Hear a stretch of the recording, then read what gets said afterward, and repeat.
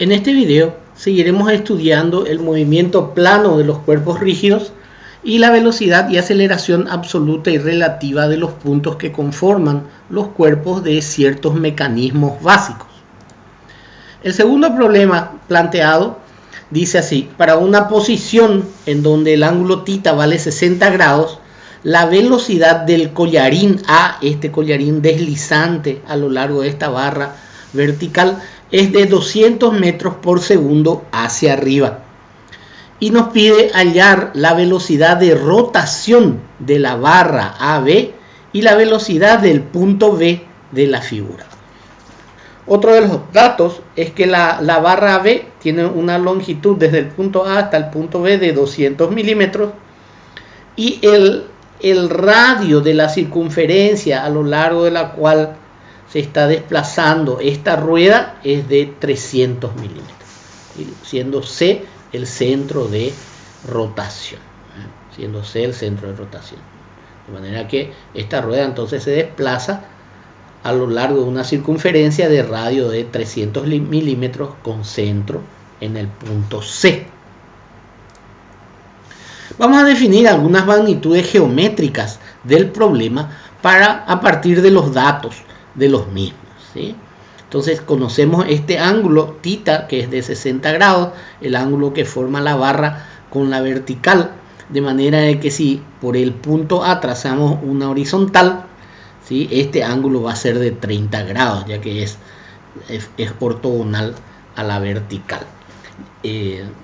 Llamemos beta a este ángulo, phi a este otro y alfa al ángulo que forma la recta del eje de la barra con la recta que pasan por los puntos C y B, alrededor del cual está girando la rueda el punto C, ¿sí? Con estas disposiciones, ¿sí?, como la barra gira alrededor del punto alrededor del punto C, ¿sí?, entonces la velocidad de B va a ser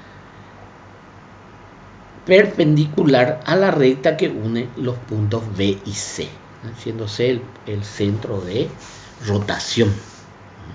Con esos datos podemos ir analizando y encontrando los diversos elementos. En el triángulo BAC, ¿sí?, en el triángulo BAC, en este triángulo de aquí, el ángulo BAC será de 120, ¿sí?, este ángulo, el ángulo que forma la barra con la recta que une los puntos A y C, ¿sí? Esto va a valer entonces 120. Y podemos aplicar el teorema del coseno en este triángulo, donde seno de BAC va a ser a la distancia BC, como seno de beta es a la longitud de la barra AB, ¿sí?, y como entonces seno de 120 va a ser a 300, como seno de beta es a 200, podremos calcular seno de beta y el ángulo beta va a ser el arco cuyo seno vale el S cociente, que al final resulta de 35,264 grados. Ya conocemos entonces el ángulo beta. Además, la suma de los ángulos internos de este triángulo va a ser 180 grados, de manera que el ángulo alfa más 120 más beta igual a 180 y podemos despejar el valor del ángulo alfa. Sabemos también que seno de alfa es a AC, como seno de 120 es a BC, ¿sí?, por el teorema del seno en ese triángulo, y podemos entonces hallar cuánto vale esta distancia AC en función a BC y al seno de alfa que acabamos de calcular. Tenemos entonces la distancia AC, que es de 144,951 milésimas de milímetro. Ya definió entonces el ángulo beta, el ángulo alfa, la distancia AC, ¿sí?, y conocemos la distancia AB y la distancia CB. Podemos calcular también la tangente del ángulo phi, que es el cateto opuesto a C sobre cateto adyacente, que es la distancia de A al centro instantáneo de rotación. ¿Cómo vamos a encontrar este centro instantáneo de rotación? Como sabemos que la velocidad de A por el dato del problema es vertical hacia arriba, trazamos la perpendicular y intersectamos con la recta perpendicular a la velocidad de B, que es el extremo de la barra AB. En donde se intersectan tendremos entonces el centro instantáneo de rotación de la barra AB. ¿Sí?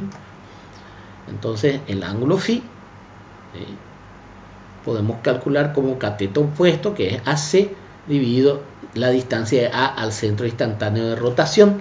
Pero φ es fácil de calcular, es el complemento de beta en este triángulo rectángulo, entonces vale 90 menos beta, φ vale 54,736. De ahí podemos despejar que la distancia de A al centro instantáneo de rotación es el cociente entre AC y tangente de φ. Obtenemos entonces esta distancia de 102,484 milésimas de milímetro. Además, en el triángulo CAC, centro instantáneo de rotación, podemos calcular cuánto vale la distancia de C al centro instantáneo de rotación, porque va a ser la hipotenusa de este triángulo rectángulo. Como conocemos los dos catetos, ¿verdad?, aplicamos la fórmula correspondiente y encontramos la distancia desde C al centro instantáneo de rotación. Podemos encontrar también la distancia de B al centro instantáneo de rotación restando a la longitud del segmento BC la longitud del segmento DC al centro instantáneo de rotación, y tenemos la distancia de B al centro instantáneo de rotación de 122,473 milésimas de milímetro.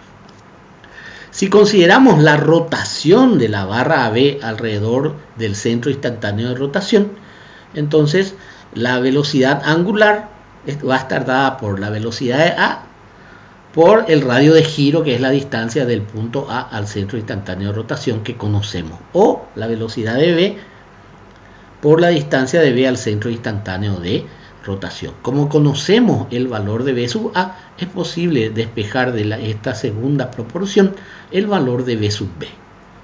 Y obtenemos entonces el valor de la velocidad del punto B lineal de 298,732 milésimas de metros por segundo. ¿Sí?